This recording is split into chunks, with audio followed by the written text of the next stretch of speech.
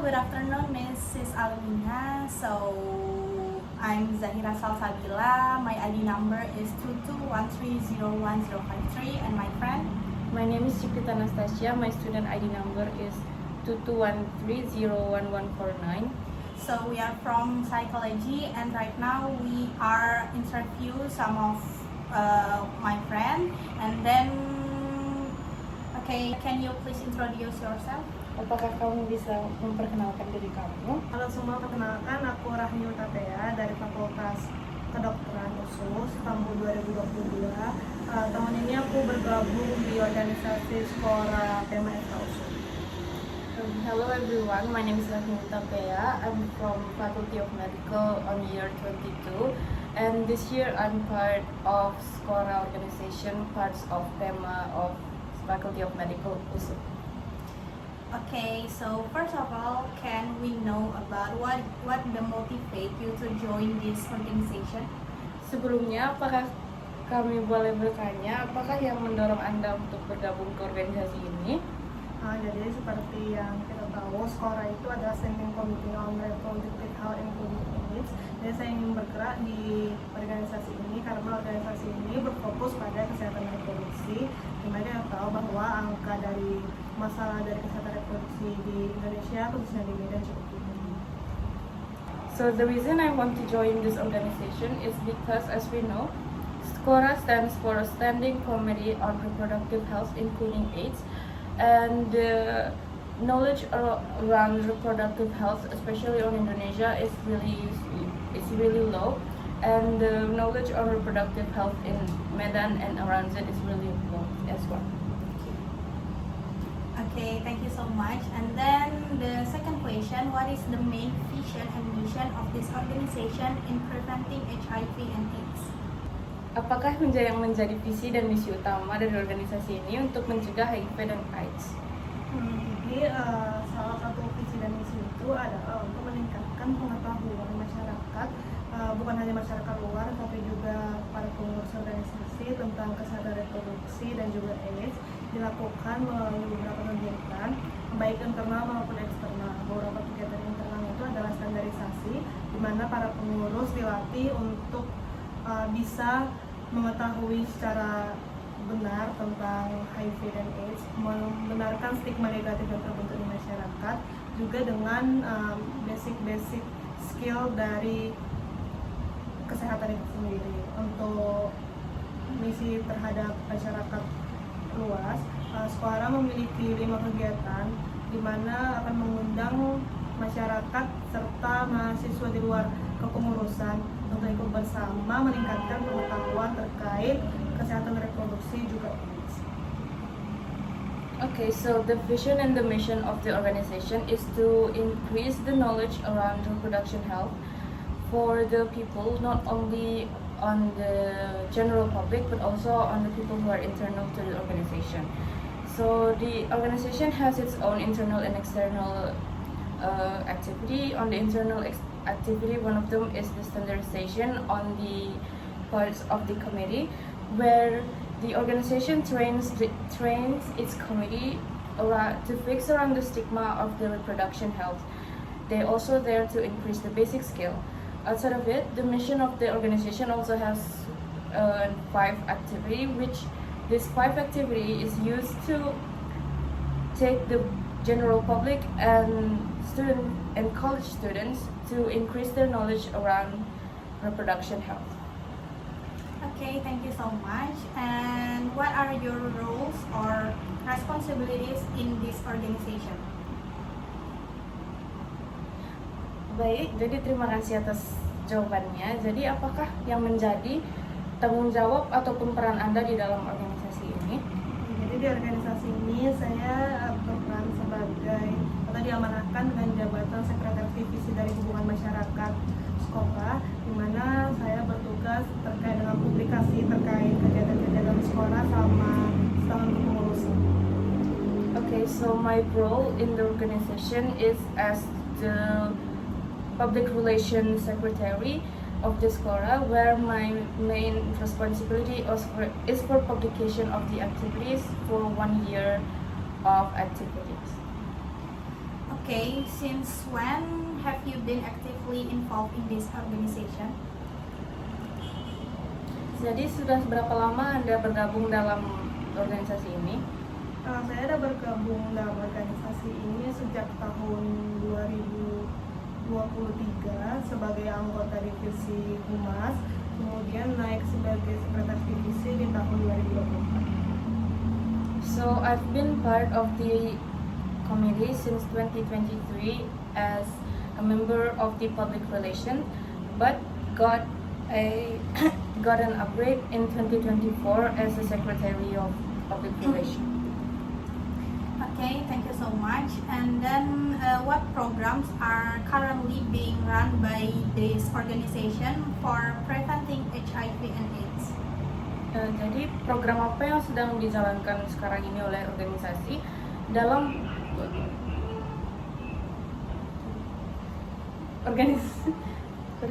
kegiatan apa saja program yang sedang dijalankan dalam pencegahan HIV dan AIDS? Nah, dari 1 Desember yang lalu, dunia sedang merayakan Hari AIDS Dunia, di mana sekolah juga mengambil bagian dalam hal tersebut. Kami melakukan kegiatan seminar terkait pembenaran stigma negatif di masyarakat tentang masyarakat orang-orang yang positif HIV dan AIDS. Selain itu, di kegiatan itu juga dilaksanakan screening HIV dan AIDS, di mana nanti hasilnya tidak akan disebarluaskan, tetapi diberikan langsung kepada pasiennya. Selain itu, kami juga mengundang para orang dengan HIV/AIDS, kemudian dilakukan malam keakraban seperti makan bersama dan sharing session. So one of the activity is like in 1 December, the world celebrates the International AIDS Day.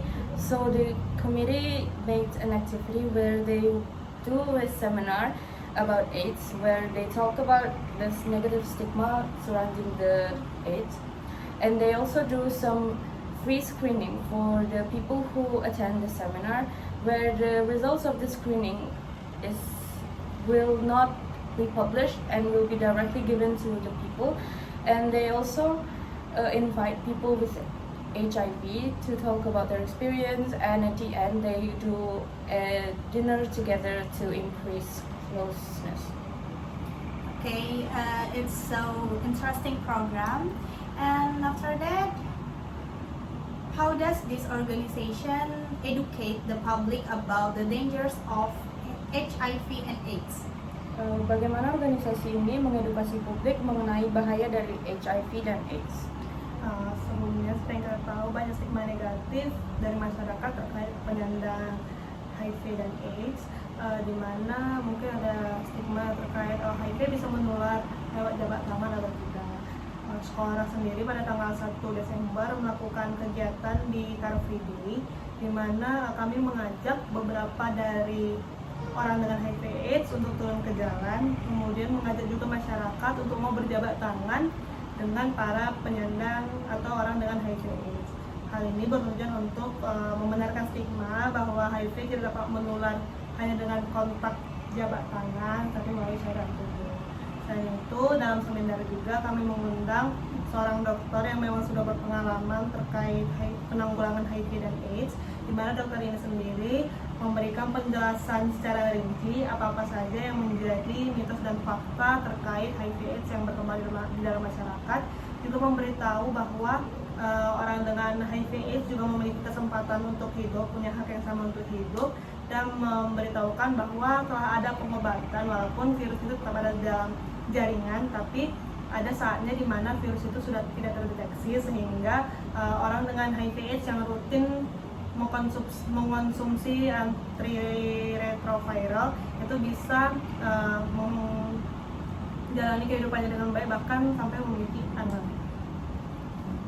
Gimana cara nulis antiretroviral ini ya? Antiretroviral aja sih. Retroviral. Okay, so as we know, there's a negative stigma around the HIV/AIDS, around how easy it can spread. However, on 1 December, on Car Free Day, the committee invites people with HIV to shake hands with people who attend the activity, to show that just by shaking hands or by body contact, it will not spread the HIV. But for HIV to spread, you need to have an exchange on the bodily fluid. On the 1 December, they also invite a doctor who also has experience in handling HIV and AIDS, where there he explains which is a myth and which is a fact surrounding the HIV. And he also talks about how people with HIV, despite their illness, they still have their own opportunity to get a normal life. He also talks about how there's been a new medical treatment for people with HIV. However, it's not 100%. It is not 100% will defeat the virus. However, with the routine consumption of antiretroviral medicine, it can calm down the illness. Okay, thank you so much for the explanation. And right now we jump to the impact and personal experience. And the question is, what real change has this organization achieved in the communities you help? Jadi pertanyaannya, apakah bukti nyata ataupun pengaruh nyata yang sudah terjadi di komunitas yang menjadi tujuan untuk organisasi ini? Melalui organisasi ini, khususnya pada Hari HIV/AIDS Dunia, kami mengajak beberapa orang dari Kartini yang sudah berjabat tangan dengan orang dengan HIV/AIDS untuk ikut serta dalam seminarnya, di mana hal ini memiliki dampak positif bahwa orang tersebut stigmanya sudah menjadi lebih baik sehingga dapat bergabung atau berinteraksi dengan orang HIV/AIDS di seminar tersebut. So during the Car Free Day, we also invite the people who went down to shake hands with people who attend the events, and then they joined down to follow the seminar along. And there is a positive impact for the stigma, which are previously negative, becomes better after the activity. Okay, and then what is the most memorable experience while working in this organization? Dan apakah pengalaman yang paling terkesan ketika bekerja di dalam organisasi ini? Jadi selain peringatan Hari HIV/AIDS Dunia pada 1 Desember kemarin, Sekolah PMF Kausul juga melaksanakan bakti sosial di suatu desa di Langkat, di mana kami mengundang 9 departemen dari rumah sakit Adam Malik dan rumah sakit USU untuk melaksanakan sunatan massal dan pengobatan gratis. Di sana kami sendiri melihat bahwa masyarakat itu cukup antusias dan secara pribadi mengucapkan terima kasih kepada organisasi karena telah membantu mereka untuk mendapatkan akses pengobatan yang lebih baik. So outside of the activity in Car Free Day, there was also a social activity in Langkat where they invite 9 departments on the Adam Malik Hospital, where there they made a circumcision and free healthcare, and a lot of people come out to the member of the committee to say their thanks. Okay, and then how did the public react by the campaign or prevention program carried out by the organization? Dan bagaimanakah masyarakat bereaksi terhadap campaign dan tindak prevensi yang dilakukan oleh organisasi? Kami melihat antusias masyarakat itu cukup tinggi, di mana dari target peserta di tiap 5 kegiatan itu cukup banyak, melebihi dari 50 orang. So the general public has a high number of enthusiasm, where the number of people who sign up for the events are all up more than 50 people. Okay, but have you ever faced any stigma while working in this field? Apakah kamu pernah mengalami stigma itu sendiri ketika bekerja di dalam organisasi ini? Selama 2 tahun saya bergabung di organisasi ini, saya tidak pernah mengalami stigma negatif. So for the 2 years I've been working in the organization, I have never went through a negative stigma.